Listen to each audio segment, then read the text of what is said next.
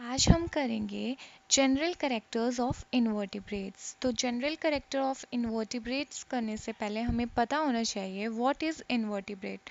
तो इन्वर्टिब्रेट वो एनिमल होते हैं जिनके पास वर्टिब्रल कोलम या फिर बैकबोन अब्सेंट होती है, और जो more than 90% living animal species होती है ना, वो इन्वर्टिब्रेट्स होती हैं। उनके पास कोई भी वर्टिब्रल कोलम या फिर बैकबोन नहीं होती। ओके। तो इनमें कौन कौन से एनिमल्स आते हैं, जैसे कि earthworm, sponges, jellyfishes, lobsters, insects, ये सब इनमें आते हैं। तो इन्वर्टिब्रेट्स क्यों ज़रूरी होते हैं? इन्वर्टिब्रेट्स जो हैं वो ट्रांसमिशन करवाते हैं पैरासिटिक इन्फेक्शन का ह्यूमंस और अदर वर्टिब्रेट्स में। ये एज अ पैरासाइट यूज़ होते हैं, है ना। जनरल कैरेक्टर्स ऑफ प्रोटोजोआ की। जो प्रोटोजोआ होते हैं वो यूनिसेल्युलर ऑर्गेनिज्म होते हैं, मतलब कि जो इनके ये सिंगल सेल एनिमल होते हैं और सिंगल सेल से ही अपना सारा फंक्शन परफॉर्म करते हैं। ओके। ये जो स्ट्रक्चरली सेम होते हैं मेटाजोन बॉडी के, और फंक्शनली सेम होते हैं मेटाजोन एनिमल्स के। मेटाजोन एनिमल्स कौन से होते हैं? मल्टी सेलुलर सेल्स वाले जो एनिमल होते हैं ना, उनको मेटाजोन एनिमल्स बोलते हैं। मतलब कि ये सेम काम करते हैं जैसे कि मल्टी सेलुलर सेल वाले जो एनिमल्स करते हैं ना, वैसे ही ये सिंगल सेल ज़रूर हैं बट सेम वैसे ही वर्क करते हैं। ओके। तो अब हम पढ़ते हैं जनरल कैरेक्टर्स इसके।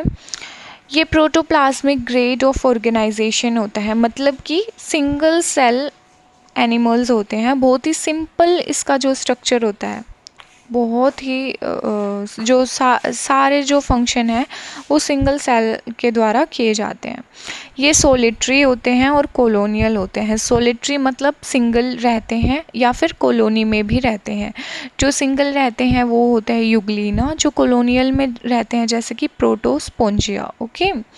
ये फ्री लिविंग भी हो सकते हैं और सिम्बायोटिक भी हो सकते हैं। फ्री लिविंग जैसे कि अमीबा, वो फ्रीली इधर उधर मूव करता रहता है ना, उसको किसी की सहारे की ज़रूरत नहीं होती। सिम्बायोसिस में क्या होता है कि उनको सहारे की ज़रूरत होती है, वो डिपेंड होते हैं किसी अदर्स पे। जैसे कि पैरासिटिक में क्या होता है, होस्ट और पैरासाइट, है ना। जो पैरासाइट होते हैं वो होस्ट पे स्टे करते हैं। फॉर एग्जांपल ह्यूमन लाइस जो है ह्यूमन के हेड पे स्टे करती है और ब्लड सक करती है। तो वो कौन सा सिम्बायोसिस शो कर रही है? पैरासिटिक, है ना। इनकी जो बॉडी सिमेट्री होती है वो सिमेट्रिकल होती है, रेडियल होती है, बायलेटरल होती है या फिर एब्सेंट होती है। रेडियल का मतलब क्या होता है कि उसको हम सेंट्रल एक्सिस से कट करेंगे ना, तो वो 2 इक्वल हाफ्स में डिवाइड हो जाएगी, मतलब कि सेम 2 इक्वल हाफ्स में डिवाइड होएगी। बायलेटरल अगर हम उसको कट करेंगे तो वो 2 इक्वल हाफ्स में डिवाइड हो जाएगी, राइट एंड लेफ्ट, है ना।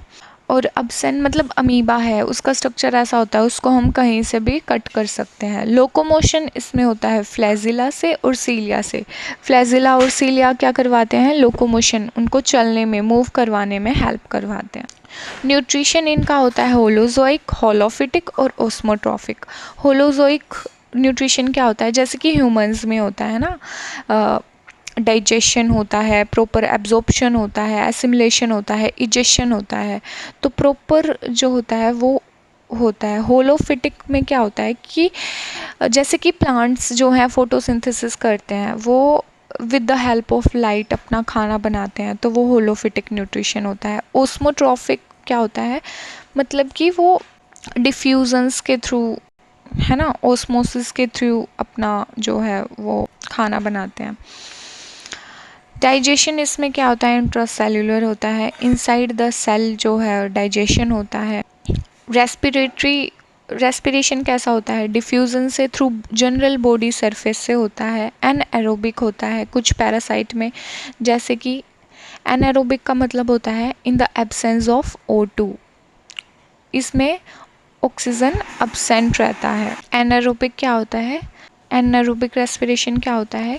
इसमें O2 एब्सेंस होता है, मतलब ऑक्सीजन की ज़रूरत नहीं होती है। एक्सक्रीशन भी जनरल बॉडी सरफेस या फिर कॉन्ट्रैक्टाइल वैक्यूल से हो सकता है। ओस्मो रेगुलेशंस ओस्मो रेगुलेशन मतलब वाटर का बैलेंस करके रखते हैं inside the cell. Asexual reproduction binary fission से होता है, मल्टीपल फिजन से होता है, बडिंग से। बाइनरी फिजन का मतलब क्या होता है, टू इक्वल्स मतलब टू डॉटर सेल्स में डिवाइड हो जाती हैं। बाइनरी फिजन क्या होता है, टू डॉटर सेल्स में डिवाइड हो जाती हैं। जो डॉटर सेल्स होती हैं वो आइडेंटिकल होती है पेरेंट सेल के, तो ये बाइनरी फिजन। मल्टीपल फिजन में बहुत सारे में डिवाइड हो जाएगा, है ना, मोर देन 2 डॉटर सेल्स में डिवाइड हो जाएगा। और सेक्सुअल रिप्रोडक्शन सिनगैमी से भी हो सकता है। सिनगैमी का मतलब होता है मेल गैमेट्स और फीमेल गैमेट फ्यूज़ होंगे एंड देन होगा। और कंजुगेशंस में एक ट्यूब लाइक स्ट्रक्चर बना लेते हैं जिनको कंजुगेशन पिल्स भी बोलते हैं।